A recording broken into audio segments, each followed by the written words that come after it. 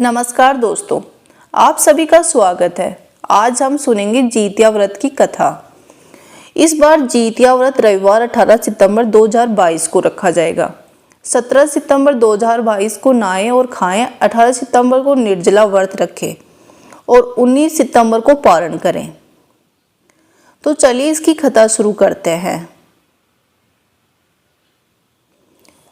दो बहनें थी जिनका नाम था चूलिया और सिरिया। चूलिया बहुत मेहनती थी और गरीब भी थी। वह मजदूरी करके अपने बच्चों को पालती थी। लेकिन सिरिया गलत आचरण वाली थी, जो हमेशा मौज और ऐश करती थी और चूलिया से जलती भी थी। हर वक्त सिरिया यही सोचती थी कि चूलिया इतना खुश कैसे रहती है।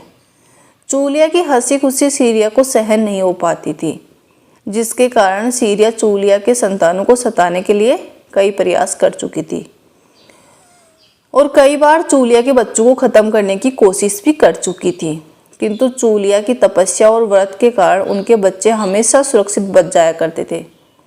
एक दिन सिरिया चूलिया के सभी बच्चों को लेकर जंगल में लकड़ी चुनने के लिए गई और वहां लकड़ी चुनते चुनते बच्चे थक गए और थोड़ी देर में के लिए सो गए।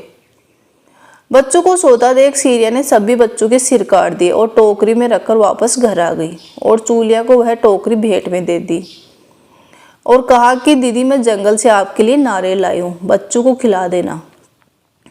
चूलिया ने उस टोकरी को उठाकर देखा नहीं और किनारे में रख दिया और अपने बच्चों की प्रतीक्षा करने लग गई। जब शाम को रात हो गई और बच्चे वापस नहीं आए तो बहुत परेशान हो गई।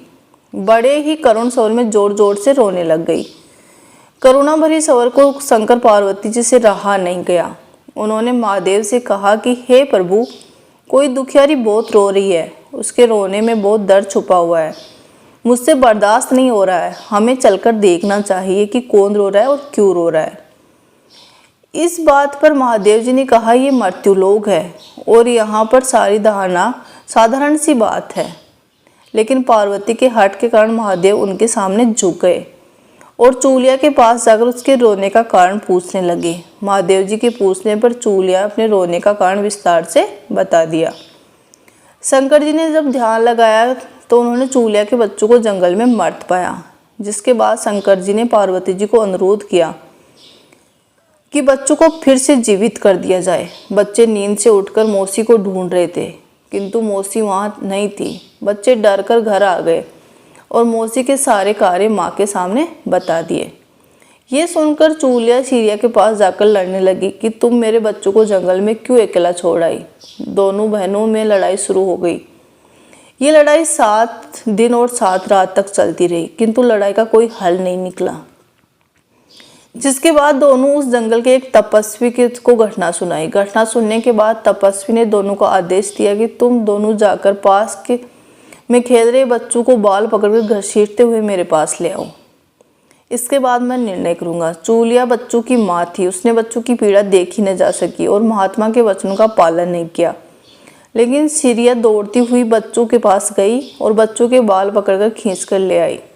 जिसके बाद तपस्वी सिरिया को यह श्राप दिया कि हर जन्म में तू इसी प्रकार सदैव जलती रहेगी और दुखी होती रहेगी। जो महिला किसी बच्चे को पीड़ा और माँ की ममता को नहीं जानती, वह जीवन भर धरती पर दुख भोगने के अलावा और कुछ नहीं कर पाएगी।